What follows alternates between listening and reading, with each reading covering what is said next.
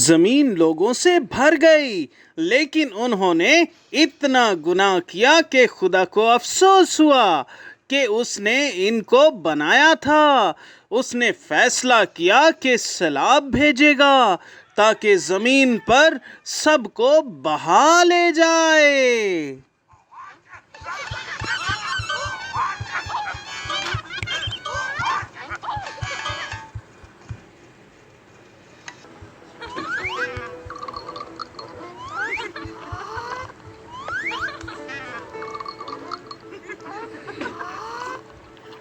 नूह नाम का एक आदमी था कि जो दूसरों से मुख्तलिफ था।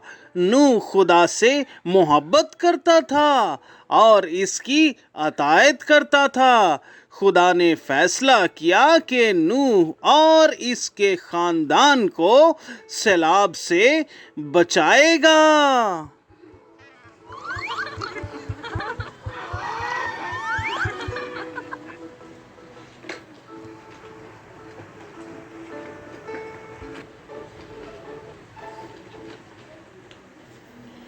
फिर खुदा ने नूह को सैलाब के बारे में खबरदार किया और उसने कहा कि तुम एक बड़ी कश्ती बनाओ जिसके 3 दर्जे हों, निचली छत हो और एक खिड़की और एक दरवाज़ा हो।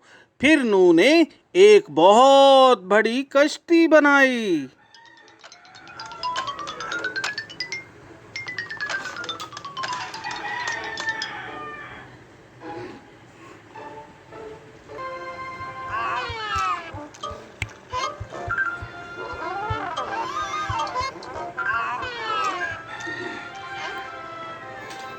फिर खुदा ने नूह से कहा, हर किस्म के जानवरों में से 2-2, एक नर और एक मादा जमा करो।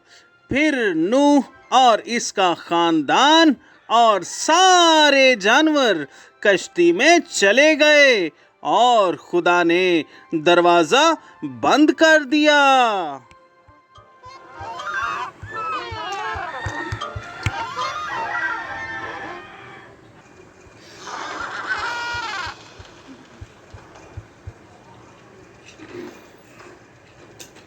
और फिर 40 दिन और 40 रात बारिश हुई, यहाँ तक कि समुद्रों और झीलों का पानी बाहर आ गया, हत्ता के बुलंद तरीन पहाड़ भी सैलाब के नीचे गायब हो गया।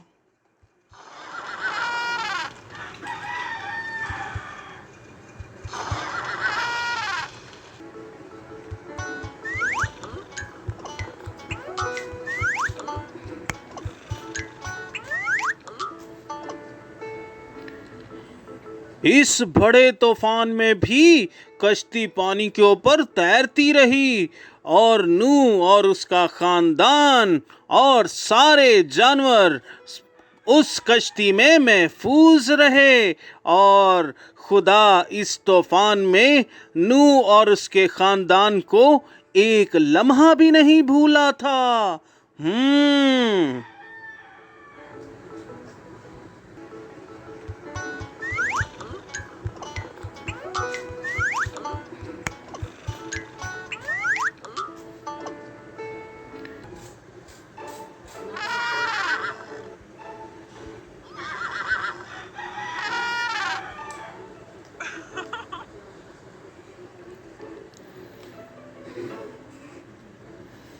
और फिर खुदा ने पानी के ऊपर हवा को चलाया और कश्ती अरारात की पहाड़ी पर जाकर टिक गई। और नूह ने कश्ती से एक कबूतर को बाहर भेज दिया। जब वो वापस ना आया तो उसे मालूम हो गया कि हम महफूज हैं और पानी उतर गया है।